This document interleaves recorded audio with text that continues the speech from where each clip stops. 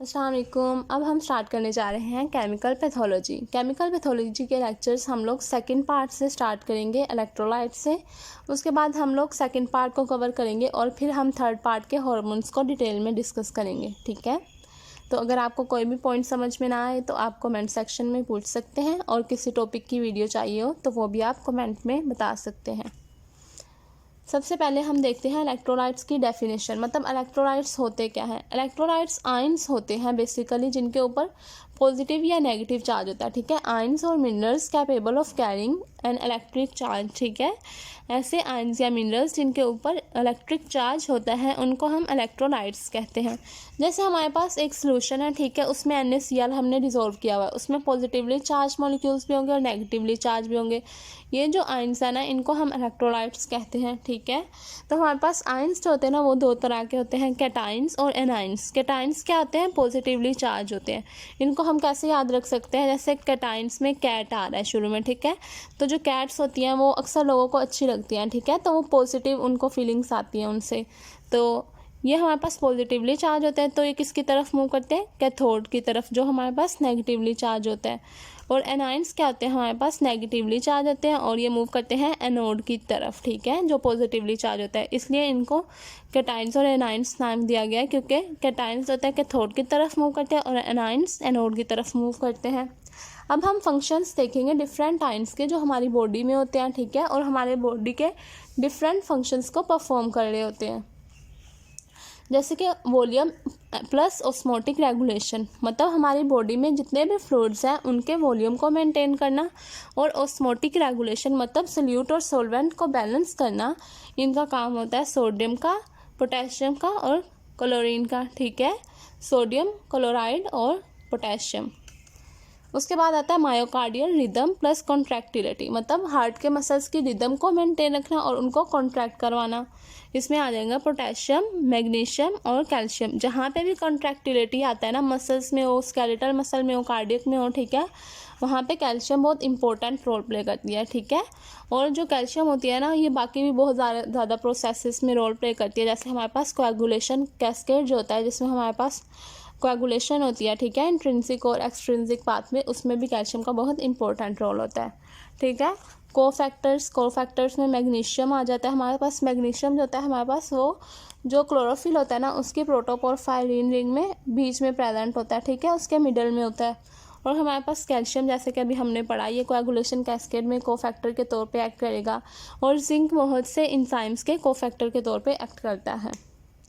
Regulation of ATPase ions pump, जो magnesium होता है ना, वो ATPase आयंस पंप को रेगुलेट करने में बहुत इंपॉर्टेंट रोल प्ले करता है, ठीक है। एसिड बेस बैलेंस वो वाले आयंस मेंटेन करेंगे जो बफरिंग सिस्टम की कैपेसिटी रखते होंगे, मतलब जो बफर की तरह एक्ट करते होंगे। जैसे बाइकार्बोनेट है, ठीक है, बाइकार्बोनेट बॉडी का बहुत इंपॉर्टेंट बफर है, ठीक है, और ये हमारे पास हमारी बॉडी में एसिड और बेसिस के बैलेंस को मेंटेन करने में बहुत इंपॉर्टेंट रोल प्ले करता है, ठीक है। उसके बाद हमारे पास आ जाते हैं पोटेशियम और क्लोराइड। ब्लड कोएगुलेशन में हमारे पास हमने पढ़ा था कैल्शियम आता है और मैग्नीशियम आता है। न्यूरोमस्कुलर एक्साइटेबिलिटी, पोटेशियम, कैल्शियम और मैग्नीशियम, ठीक है, तो ये आपने एक दफ़ा याद कर लेना है। उसके बाद हम वाटर को देखेंगे, ठीक है, इसको सुपरफिशियली हम इसके जितने भी MCQs पॉइंट ऑफ व्यू से वो सारे हम लोग पॉइंट्स क्लियर करेंगे, ठीक है। ह्यूमन बॉडी कंटेन्स 40 to 70%, ठीक है, कितना वाटर होता है ह्यूमन बॉडी में? 40 to 70%, ठीक है। ये डिफरेंट इंडिविजुअल में वेरी कर रहा होता है। जैसे कि हमारे पास जो फीमेल्स होती है ना, उसमें वाटर का कंटेंट जो होता है वो कम होता है, क्योंकि फीमेल्स में जो होता है ना, फीमेल्स में फैट की कंसंट्रेशन ज़्यादा होती है, इसलिए इनमें वाटर का कंटेंट मेल की निस्बत कम होता है, ठीक है, यह आपने बात याद रखनी है। Women has less water than man water, ठीक है। और उसके बाद जैसे जैसे आपकी एज इंक्रीज़ करती जाती है, तो उसके साथ साथ वाटर का जो कंटेंट है वो आपकी बॉडी में डिक्रीज़ करता जाता है एज के इंक्रीज़ करने के साथ, ठीक है। और फिर ओबेसिटी में भी यही है कि हमारे पास बॉडी में बहुत ज़्यादा फैट अकोमुलेट होना शुरू हो जाता है। आपने पढ़ा होगा कि हमारे पास जो एडिपोज टिश्यू है ना, उनके अंदर फैट के ड्रॉपलेट्स बड़े बड़े स्टोर होना शुरू हो जाता है, जिसकी वजह से जो सेल्स का वॉल्यूम है ना वो इंक्रीज़ होना शुरू हो जाता है, ठीक है, और सेल का साइज़ इंक्रीज़ होना शुरू हो जाता है, जिसकी वजह से फैट के ज़्यादा होने की वजह से वाटर कम रह जाता है सेल के अंदर, ठीक है। इसके बाद हम पढ़ेंगे वाटर कहाँ कहाँ पे प्रेजेंट होता है। हमारे पास एक्स्ट्रा इंट्रा सेलुलर वाटर होता है और एक्स्ट्रा सेलुलर वाटर होता है। इंट्रा सेलुलर कंपार्टमेंट्स में मतलब सेल के अंदर कितना वाटर प्रेजेंट है, 2/3 जो होता है ना वाटर का, वो हमारे पास बॉडी का वो इंट्रा सेलुलर कंपार्टमेंट में होता है, मतलब सेल के अंदर होता है। जैसे अगर हम देखें कि ये हमारे पास हमने वाटर को 3 पार्ट्स में डिवाइड करना है, ठीक है, इस तरह से ये 3 पार्ट्स में, ठीक है। तो ये जो हमारे पास 2 पार्ट्स होंगे ना वो हमारे पास किस में प्रेजेंट होंगे, ये हमारे पास सेल के अंदर इतना वाटर प्रेजेंट होगा, मतलब ये वाला वाटर जो होगा हमारे पास 2/3, इसको कहते हैं 2/3, मतलब 3 पार्ट्स के 2 हिस्से ये हमारे पास सेल के अंदर होगा। और जो हमारे पास ये जो एक हिस्सा रह गया ना, ठीक है, ये वाला हमारे पास किस में होगा, एक्स्ट्रा सेलुलर फ्लूइड में होगा, ठीक है, इसको 1/3 कहते हैं। अब हम देखेंगे कि हमारे पास एक्स्ट्रा सेलुलर वाटर जो होता है ना 1/3, उसको हमने फर्दर डिवाइड किया हुआ है इंट्रावास्कुलर में और इंटरस्टिशियल में। इंट्रावास्कुलर का क्या मतलब है, ऐसा वाटर जो हमारे पास वेसल्स के अंदर होता है। वेसल में वाटर कहाँ पे होता है, वेसल्स में, ब्लड में, जाहिर है ब्लड में क्या आता है, प्लाज्मा। प्लाज्मा का जो मोस्टली जो प्रोपोर्शन होती है ना वो वाटर बनाता है। जैसे हमारे पास 93% नॉर्मल प्लाज्मा का वाटर बना रहा होता है तो उसको इंट्रावास्कुलर पार्ट कहते हैं। और जो इंटरस्टिशियल वाटर होता है वो क्या आता है, हमारे पास जो सेल्स है ना, सेल्स उनके दरमियान में ऐसे प्लेसेस होती हैं, ठीक है, स्पेसिस है सेल्स के अंदर दरमियान में, ठीक है। तो ये जो स्पेसिस है ना इनके बीच में भी वाटर प्रेजेंट होता है, ठीक है, और इसको कहते हैं इंटरस्टिशियल फ्लूइड। और इंटरस्टिशियल फ्लूइड में क्या आता है, वाटर कंपोनेंट के तौर पे एक्ट करता है। उसके बाद हम देखते हैं इंट्रावास्कुलर प्लाज्मा होता है, ठीक है, प्लाज्मा में 93% वॉल्यूम होता है। उसके बाद हम देखेंगे एक्टिव ट्रांसपोर्ट क्या होती है और पैसिव ट्रांसपोर्ट क्या होती है। एक्टिव ट्रांसपोर्ट में क्या होता है, जो सब्सटेंस होती है ना वो lower to higher concentration move कर रही होती है। जैसे कि आप याद रख लें कि हमारे पास जब मोटर होती है कोई भी, ठीक है, जब हमने पानी, ये बिल्डिंग है बहुत बड़ी, ठीक है, ये बिल्डिंग है, और हमने ना वाटर को यहाँ से बिल्डिंग के नीचे से ऊपर लेकर जाना है, ठीक है, मतलब कम हाइट से ज़्यादा हाइट की तरफ लेकर जाना है। तो हमें इसके लिए क्या चाहिए होगा, पंप चाहिए होगी, मोटर चाहिए होगी इसको एनर्जी देने के लिए, ठीक है। तो इसी तरह एक्टिव ट्रांसपोर्ट होती है जिसमें जो मूवमेंट होती है लोअर कंसंट्रेशन से हायर कंसंट्रेशन की तरफ होती है। और इसके लिए हमें क्या होती है, एनर्जी रिक्वायर होती है, किसकी सूरत में, एटीपी की शक्ल में एनर्जी चाहिए होती है हमें, ठीक है। तो इसके बाद हम पढ़ेंगे पैसिव ट्रांसपोर्ट। पैसिव ट्रांसपोर्ट में मूवमेंट होती है हायर कंसंट्रेशन से लोअर कंसंट्रेशन की तरफ, ठीक है। जैसे कि ये बिल्डिंग में हमने वाटर स्टोर किया हुआ था ऊपर यहाँ पे, ठीक है, इसकी टंकी थी, तो हम इधर से नीचे वाटर लेके आते हैं तो हमें पंप नहीं चाहिए होता और इसमें हमें एनर्जी नहीं चाहिए होती, ठीक है, तो नो एनर्जी कंज्यूम्ड, ठीक है। इसके बाद हम देखेंगे ऑस्मोलैरिटी को, ऑस्मोलैरिटी की डेफिनेशन, ठीक है, और उसके हम बेसिक प्रिंसिपल को देखेंगे, ठीक है, ऑस्मोलैरिटी की नॉर्मल वैल्यूज़ को डिस्कस करेंगे, ठीक है, और उसके जो मेजरिंग स्केल्स होते हैं उनको देखेंगे। ऑस्मोलैरिटी जो होती है वो कहते हैं number of solute particles in 1 kilogram of solvent, ठीक है, मतलब हमारे पास 1 किलोग्राम सॉल्वेंट में कितने सल्यूट के पार्टिकल्स प्रेजेंट हैं। जैसे हमने ये कंटेनर लिया हुआ है, ठीक है, इसमें हमारे पास क्या है, 1 किलोग्राम सॉल्वेंट है, ठीक है। तो अब हम देखना चाह रहे हैं कि इसमें जो सॉल्यूट के पार्टिकल्स हैं वो कितने हैं, तो हम उसको किस तरीके से मेजर करेंगे, ऑस्मोलैरिटी से, ठीक है। या इसकी दूसरी डेफिनेशन ये है, कंसंट्रेशन ऑफ सॉल्यूट्स इन मिली मोल पर किलोग्राम ऑफ सॉल्वेंट, ठीक है। इसमें हमारे पास सॉल्यूट्स का यूनिट क्या है, मिली मोल, ठीक है, पर किलोग्राम सेम रहेगा, ठीक है। जो हमारे पास ऑस्मोलैरिटी होती है ना उसमें पर लीटर होता है, ठीक है, ये डिफरेंस है ऑस्मोलैरिटी और ऑस्मोलैरिटी में। ऑस्मोलैरिटी में किलोग्राम होता है, ठीक है, और ऑस्मोलैरिटी में लीटर होता है, ठीक है। अब हम देखते हैं ऑस्मोलैरिटी किससे रिलेट करती है। ऑस्मोलैरिटी कोलिगेटिव प्रॉपर्टी से रिलेट करती है। कोलिगेटिव प्रॉपर्टी क्या आती है, total number of solute particles divided by total number of solvent particles. मतलब जब भी हम सोल्यूट और सॉल्वेंट को मिक्स करते हैं तो जो उनकी प्रॉपर्टीज़ होती हैं उनको कहते हैं कोलिगेटिव प्रॉपर्टीज़। और उसमें हमारे पास क्या क्या आ जाता है, उसमें हमारे पास फ्रीजिंग पॉइंट डिप्रेशन आता है और वेपर प्रेशर डिक्रीज आता है। ठीक है, तो मैं आपको बताती हूँ कि फ्रीजिंग पॉइंट डिप्रेशन क्या होता है और वेपर प्रेशर डिक्रीज क्या होता है।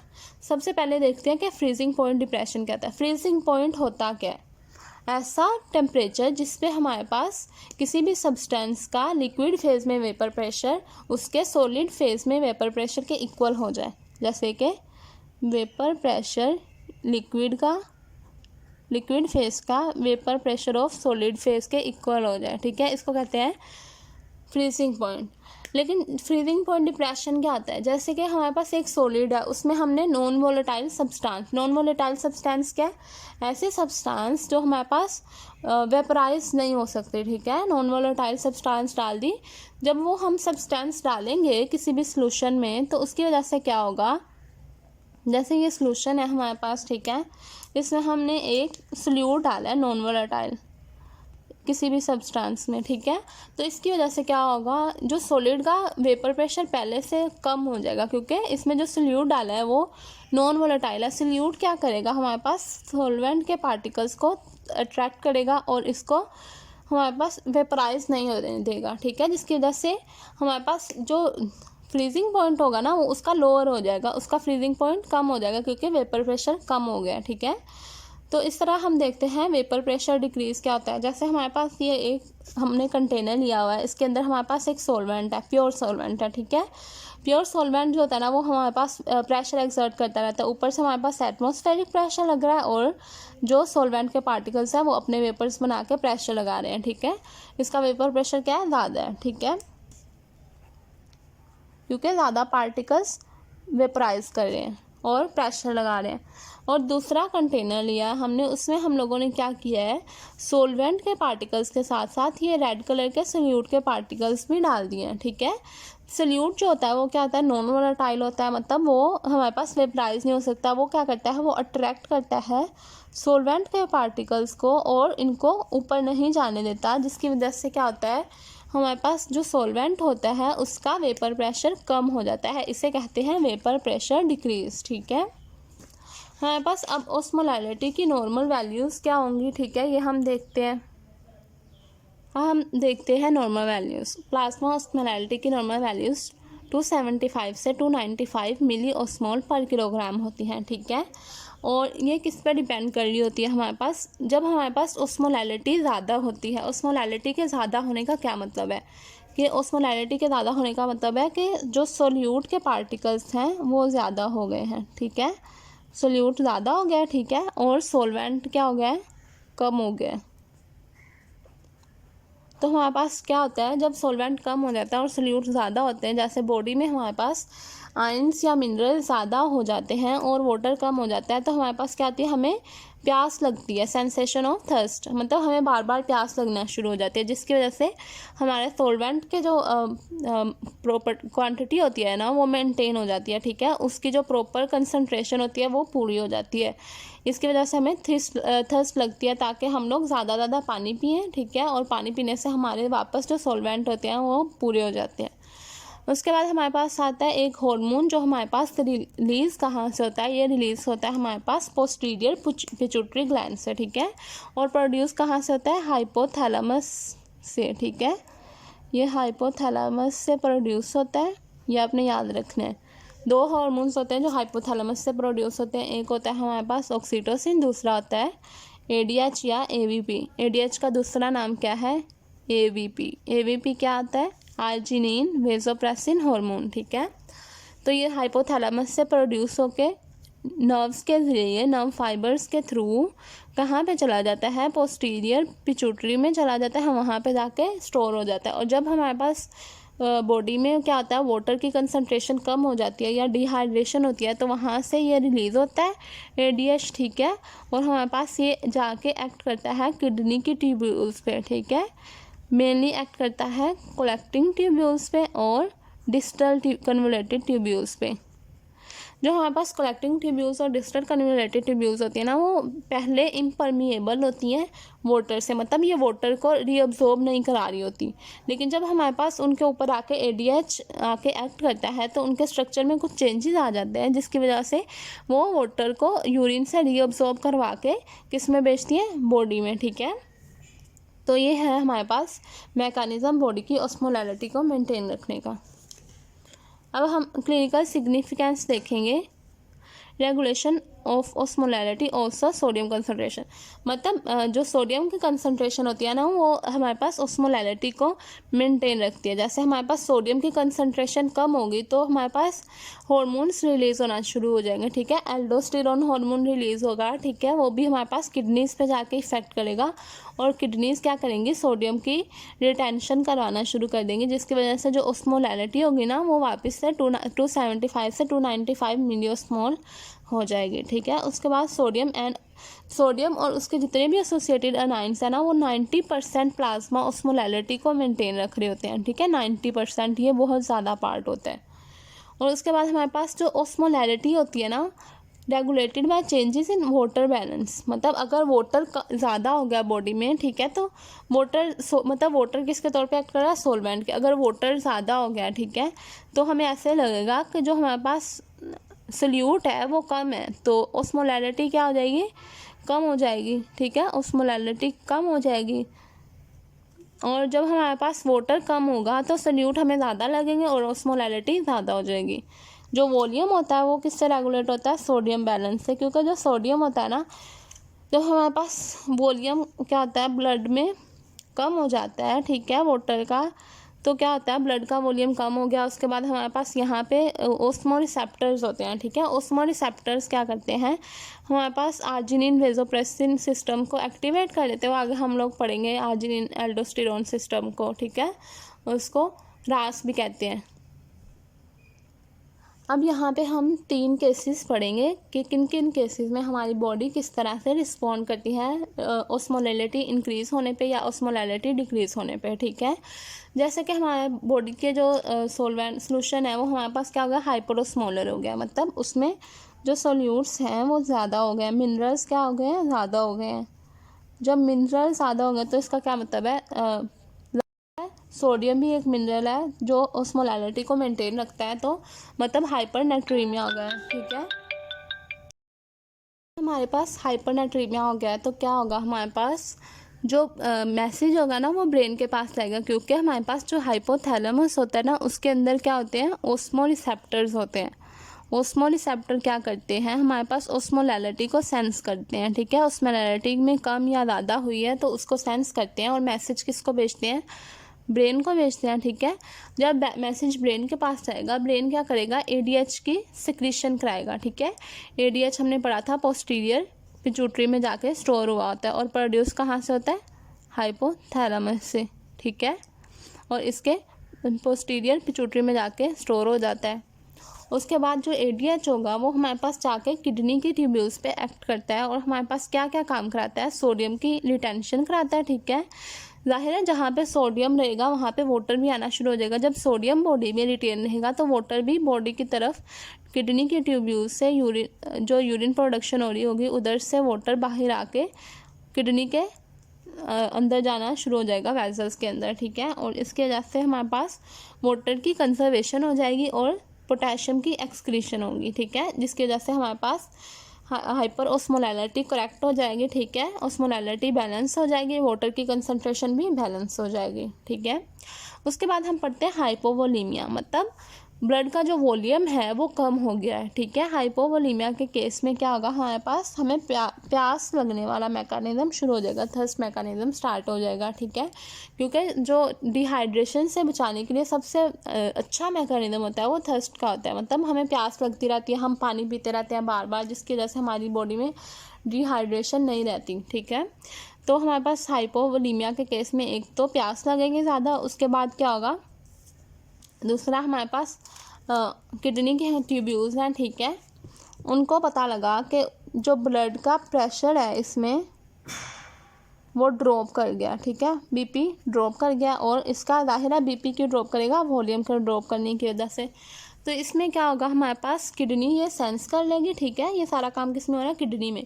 किडनी ये सेंस करके क्या करेगी, हमारे पास अपने अंदर जो एक हार्मोन एक एंजाइम प्रोड्यूस करेगी, रेनिन, ठीक है। रेनिन क्या करता है, रेनिन जो होता है ना हमारे पास एंजियोटेंसिन है, जिनको एंजियोटेंसिन 1 में कन्वर्ट कराता है, ठीक है। उसके बाद क्या होगा, हमारे पास लंग से एंजाइम आएगा, angiotensin converting enzyme. Angiotensin converting enzyme 1 को 2 में कन्वर्ट कर देता है, ठीक है। जो एंजियोटेंसिन 2 है वो क्या करता है, वेजोकंस्ट्रिक्शन कराता है, जिसकी वजह से हमारे पास ब्लड प्रेशर ज़्यादा हो जाता है और हमारे पास ब्लड वॉल्यूम मेंटेन हो जाता है। जो हमारी बॉडी में ऑस्मोरिसेप्टर्स होते हैं ना हाइपोथैलेमस के अंदर, वो क्या करते हैं, इंक्रीज या डिक्रीज ऑफ ऑस्मोलैरिटी को डिटेक्ट करते हैं, ठीक है। जैसे कि हमारे पास 1 to 2% इंक्रीज हो गई है ऑस्मोलैरिटी, मतलब सल्यूट्स की कंसनट्रेशन ज़्यादा हो गई है, मिनरल्स बॉडी में ज़्यादा हो गए हैं, तो क्या होगा कि हमारे पास जो AVP होगा ना, ADH या AVP, ठीक है, इसकी जो कंसनट्रेशन होगी वो 4 टाइम्स इंक्रीज हो जाएगी, ताकि वाटर की जो कंसनट्रेशन हो जाए वो पूरी हो जाए, ठीक है। वाटर की रीअब्जॉर्प्शन किडनी से ज़्यादा हो, ठीक है, और उसका वॉल्यूम भी मेंटेन हो जाए, ठीक है। और हमारे पास इसकी हाफ लाइफ कितनी होती है, 15 to 20 मिनट्स, ठीक है। किसकी, ADH की हाफ लाइफ 15 to 20 मिनट्स होती है। ये भी आपने MCQ पॉइंट ऑफ व्यू से याद करना है। इसके बाद हम देखेंगे वाटर लोड। वाटर लोड में क्या होता है, हमारे पास पोलीडिप्सिया। पोलीडिप्सिया एक ऐसी कंडीशन है जिसमें हमें बहुत ज़्यादा प्यास लगती है, बहुत ज़्यादा प्यास लगती है, मतलब बॉडी में वाटर का कंटेंट क्या हो जाता है, ज़्यादा होता है, ठीक है। कंटेंट जो होता है वाटर का वो बहुत ज़्यादा हो जाता है, ठीक है, और ऑस्मोलैरिटी कम हो जाती है। वाटर हमें ज़्यादा प्यास क्यों लगती है, अगर हमें कोई डिज़ीज़ नहीं है, ठीक है, उस केस में क्या होता है, हम अगर साल्टी फूड बहुत ज़्यादा खाते हैं, ठीक है, या फिर हम स्पाइसी फूड ज़्यादा खाते हैं, उसके बाद अगर हम कैफ़ीन का ज़्यादा यूज़ कर रहे होते हैं, तो उसकी वजह से पोलीडिप्सिया की कंडीशन होती है, ठीक है। ज़रूरी नहीं कि आपको डायबिटीज़ हो गई हो। दूसरा केस ये होता है कि डायबिटीज़ मेलाइटस के केस में भी पोलीडिप्सिया होता है और इंस्पिडस के केस में भी हो जाता है। तो इसमें क्या होता है, जो यूरिन की एक्सक्रीशन होती है ना, वो 10 to 20 लीटर्स तक इंक्रीज़ कर जाती है, ठीक है, पोलीडिप्सिया के केस में। ज़ाहिर है आप जितना ज़्यादा पानी पियोगे उतने ज़्यादा यूरिन की प्रोडक्शन होगी, ठीक है। तो इससे क्या हो जाएगा, हाइपो ऑस्मोलैरिटी हो जाती है और हाइपोनेट्रीमिया हो जाता है, सोडियम की कंसंट्रेशन भी कम हो जाएगी और ऑस्मोलैरिटी भी कम हो जाएगी। उसके बाद वाटर डेफिसिट, मतलब वाटर की कमी होगी, तो उसके रिस्पॉन्स में क्या होगा, हमारी बॉडी में AVP and thirst and activated, मतलब AVP की जो प्रोडक्शन होगी वो स्टार्ट हो जाएगी, ठीक है। वो क्या कराएगा, हमारे पास AVP एक्ट करेगा किडनी की ट्यूब्यूल से वाटर की रीअब्जॉर्प्शन कराएगा। दूसरा हमारे पास क्या होगा, जो थर्स्ट का मैकेनिज्म है, जाहिर है हम ज़्यादा पानी पियेंगे तो हमारी बॉडी में ज़्यादा सोल्यूट और सॉल्वेंट मेंटेन हो जाएंगे, ठीक है, तो हमें हाइपर ऑस्मोलर कंडीशन को फेस नहीं करना पड़ेगा। जो हमारे पास thirst is the major defence against hyperosmolarity and hypernatraemia, ठीक है। जो थर्स्ट रहता है ना, वो मेजर मैकेनिज्म होता है डिफेंस का, के बॉडी में सल्यूट्स को की बहुत ज़्यादा कंसंट्रेशन होने नहीं देता, ठीक है। तो यहाँ पे हमारे पास एक चीज़ रह गई थी,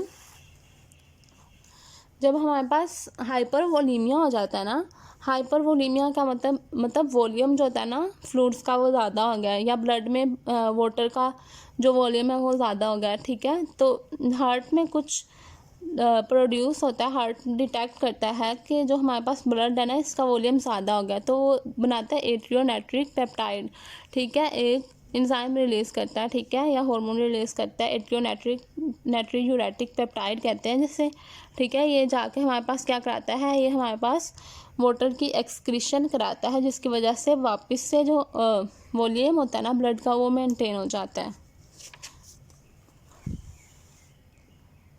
जब हमारे पास एज होती है ना 60 से ज़्यादा होती है, ठीक है, तो हमारे पास जो थर्स्ट होती है ना वो क्या हो जाती है, कम लगना शुरू हो जाती है, मतलब जाहिर है बॉडी की एज के साथ साथ सारे मैकेनिज्म स्लो हो जाते हैं, तो ऑस्मोटिक स्टिमुलेशन भी क्या हो जाती है, कम हो जाती है, थर्स्ट की प्यास नहीं लगती, जिसकी वजह से डिहाइड्रेशन हो सकती है। जो हमारे पास मेंटली इम्पेयर्ड पीपल होते हैं उनमें उनको भी प्यास नहीं लगती, जाहिर है, और इन्फेंट्स भी उनको भी नहीं लगती, तो उनमें डिहाइड्रेशन के चांसेस होते हैं ना वो ज़्यादा होते हैं, ठीक है।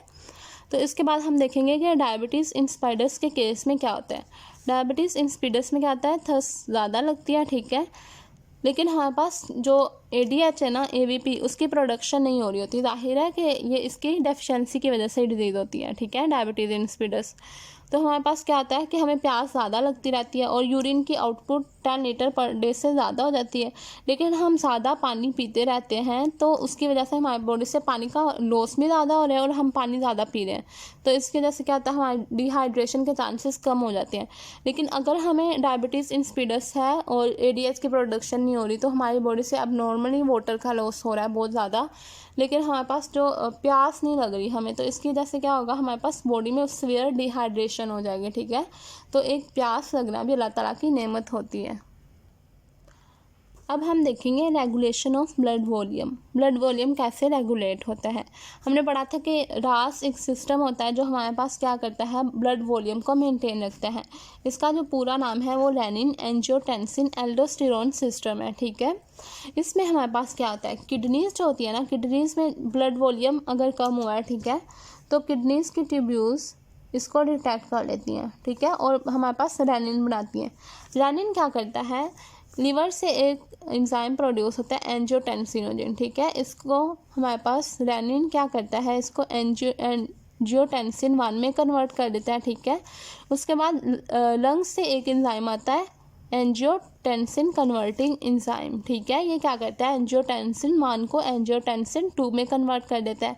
ये एंजियोटेंसिन 2 क्या करता है, वेज़ोकंस्ट्रिक्शन कराता है, जिसके वजह से हमारे पास एल्डोस्टेरोन की प्रोडक्शन होती है, ठीक है, और ब्लड प्रेशर ज़्यादा होता है। एल्डोस्टेरोन क्या कराता है, हमारे पास सोडियम की रिटेंशन कराता है और सोडियम के साथ साथ वाटर की भी रिटेंशन होती है, तो जिसकी वजह से क्या होता है, हमारे पास जो ब्लड का वॉल्यूम है वो दोबारा से मेंटेन हो जाते हैं। अब हम देखते हैं स्ट्रेच रिसेप्टर्स क्या होते हैं। Stretch receptors are mechano receptor link to the medulla in the brain via nerve fibres, ठीक है, ये हमारे पास नर्व फाइबर्स के जरिए मेडुला से लिंक होते हैं और क्या होता है, मैकेनो रिसेप्टर, मतलब मैकेनिकल चेंजेस को सेंस करते हैं, ठीक है। ये कहाँ कहाँ पे प्रेजेंट होते हैं, कार्डियो पल्मोनरी सर्कुलेशन में, कैरोटिड साइनस में, एयोर्टिक आर्च में और ग्लोमेरुलर आर्टरीज में, ताकि ये ब्लड प्रेशर में कम या ज़्यादा को डिटेक्ट कर सकें, ठीक है। अब हम देखेंगे फैक्टर्स इफेक्टिंग ब्लड वॉल्यूम। कौन कौन से फैक्टर्स हमारे पास ब्लड वॉल्यूम को इफेक्ट करते हैं। एट्रियल नाइट्रीयूरेटिक पेप्टाइड, ठीक है, ये हमारे पास प्रोड्यूस होता है मायोकार्डियल एट्रिया से, जो हमारे पास हार्ट के एट्रियाज होते हैं ना, वहाँ से प्रोड्यूस हो रहा है और क्या करवाता है, एक्सपेंशन। किस केस में रिलीज होता है, एक्सपेंशन के केस में। जब ज़्यादा हार्ट एक्सपैंड होगा, इसका क्या मतलब है, उसके अंदर ज़्यादा ब्लड है, ज़्यादा ब्लड में क्या होता है, उसमें ज़्यादा वाटर होगा, तो ये क्या कराएगा, हमारे पास सोडियम की एक्सक्रीशन कराएगा। सोडियम के साथ साथ क्या होगा, वाटर भी एक्सक्रीट होगा, तो जिसकी वजह से हमारे पास वॉल्यूम मेंटेन हो जाएगा, ठीक है। वॉल्यूम रिसेप्टर्स, ठीक है, क्या करते हैं, हमारे पास इस AVP की प्रोडक्शन को ज़्यादा करवाते हैं, ठीक है। जब किस केस में, जब हमारे पास वाटर कम है, ठीक है। वॉल्यूम रिसेप्टर डिटेक्ट करते हैं हमारी बॉडी में वाटर की कमी को, ठीक है। देखते हैं कि ब्लड प्रेशर या ब्लड वॉल्यूम कम हो गया है, तो उसमें डिटेक्ट करने के बाद AVP की सिक्रीशन कराएंगे, वो क्या करेगा, वाटर की कंजर्वेशन कराएगा जाके किडनी से, ठीक है। GFR क्या करेगा, GFR क्या होता है, हमारे पास ग्लोमेरुलर फिल्ट्रेशन रेट, ठीक है, मतलब ग्लोमेरुलस 1 मिनट में कितना ब्लड फिल्टर कर रहा है, उसको कहेंगे ग्लोमेरुलर फिल्ट्रेशन रेट। अगर ब्लड का वॉल्यूम ज़्यादा होगा तो जाहिर है ग्लोमेरुलर फिल्ट्रेशन रेट भी ज़्यादा होगा, ठीक है। अगर कम है तो वॉल्यूम, तो GFR भी कम होगा। अगर प्लाज्मा में सोडियम की रीअब्जॉर्प्शन ज़्यादा होती है, तो इसकी वजह से क्या होता है, हमारे पास जो ग्लोमेरुलर फिल्ट्रेट है वो भी कंसर्व होता है। हमारे पास मोस्टली जो 98 to 99% सोडियम होता है ना, उसको हम लोग क्या करते हैं, रीअब्सॉर्ब करवा लेते हैं, ठीक है। रीअब्सॉर्ब क्यों कराते हैं, जो ये वाला सोडियम है ना, हमने पढ़ा जाहिर है जब जहाँ पे सोडियम जाता है ना, वाटर भी उसी तरफ में मूव करता है। जब सोडियम बॉडी के अंदर आ रहा है तो वाटर भी जाहिर है ज़्यादा लॉस नहीं होगा, तो जिसकी वजह से 150 लीटर्स ऑफ ग्लोमेरुलर फिल्ट्रेट क्या हो जाएंगे, कंसर्व हो जाएंगे। Determination of osmolarity. ऑस्मोलैरिटी को हम डिटर्मिन कैसे कर सकते हैं, इसके हमारे पास 3 मेथड्स हैं। फ्रीजिंग पॉइंट टेम्परेचर हमने पढ़ लिया था, डिप्रेशन इन फ्रीजिंग पॉइंट से हम लोग ऑस्मोलैरिटी को मेजर कर सकते हैं किसी भी सोल्यूशन की। वेपर प्रेशर डिक्रीज से मेजर कर लेते हैं। और तीसरा मेथड है ऑस्मोमीटर्स। ऑस्मोमीटर्स हम डिटेल में पढ़ते हैं, ये क्या होता है। ऑस्मोमीटर्स के लिए जो हम स्पेसिमन लेते हैं वो हम या तो यूरिन लेते हैं, ठीक है, या फिर हम लोग सीरम लेते हैं। हम लोग प्लाज्मा को रेफ़र नहीं करते क्योंकि जो प्लाज्मा होता है ना उसके अंदर हमारे पास उसके लिए हमें एंटीकोआगुलेंट यूज़ करता है, और एंटीकोआगुलेंट के अंदर क्या होता है, ऑस्मोटिकली एक्टिव सब्सटेंसेस होती हैं जो हमारे पास रिजल्ट्स के साथ इंटरफेयर करती हैं। इसलिए या तो हम यूरिन को यूज़ करेंगे या फिर सीरम को यूज़ करेंगे, प्लाज्मा को यूज़ नहीं करेंगे, ठीक है, या सीरम या फिर यूरिन। और उसके बाद हमारे पास ऑस्मोमीटर्स में क्या होता है, हम लोग इसमें NaCl का सॉल्यूशन यूज़ करते हैं, ठीक है, और हम लोग एक कविट्स या कप्स होते हैं इस तरह के लैब्स में बने हुए होते हैं, ठीक है, इनके ऊपर क्या होते हैं, कैप लगाते हैं, ठीक है, इनके ऊपर कैप लगे हुए होते हैं। इसमें हम लोग सैंपल को कैलिब्रेट करके लेते हैं, ठीक है। जब सैंपल को इसके अंदर लेते हैं तो हम इसको -7 डिग्री सेल्सियस पे सुपर कूल कर देते हैं, ठीक है, और जो इक्विलिब्रियम होता है ना फ्रीजिंग पॉइंट का वो मेजर कर लेते हैं। जो ऑस्मोमीटर्स होते हैं ना वो फ्रीजिंग पॉइंट डिप्रेशन के प्रिंसिपल पे क्या करते हैं, बेस होते हैं, ठीक है। हम इक्विलिब्रियम जो होता है वो देख लेते हैं और फिर हम देख लेते हैं कि इसमें कितनी ऑस्मोटिकली एक्टिव सब्सटेंसेस प्रेजेंट है, मतलब सोडियम, यूरिया और मिनरल्स कितने प्रेजेंट है, ठीक है। उसके बाद इसमें एक और चीज़ होती है ऑस्मोनोल गैप, ठीक है। उसमें हमारे पास क्या होता है, जो डिफरेंस होता है ना मेजर्ड और कैलकुलेटेड ऑस्मोलैरिटी में, उसको देखते हैं। ये डिफरेंस क्यों आता है, ये डिफरेंस हमारे पास ऑस्मोटिकली एक्टिव सब्सटेंसेस जो होती है ना सोडियम, यूरिया और ग्लूकोज के अलावा, जैसे कि ethanol, methanol, ethylene glycol, isopropanol, lactate, beta hydroxybutyrate, इन सब की वजह से क्या आता है, गैप आ जाता है रिजल्ट्स के जो मेजर्ड और कैलकुलेटेड होती है उनके बीच में, जिसको ऑस्मोनोल गैप कहते हैं, ठीक है। और इसकी नॉर्मल कंसनट्रेशन जो होती है हमारे पास 5 to 10 मिली ऑस्मोल पर किलोग्राम होती है, ठीक है। उसके बाद हम लोग 2 फॉर्मूलाज को देखेंगे।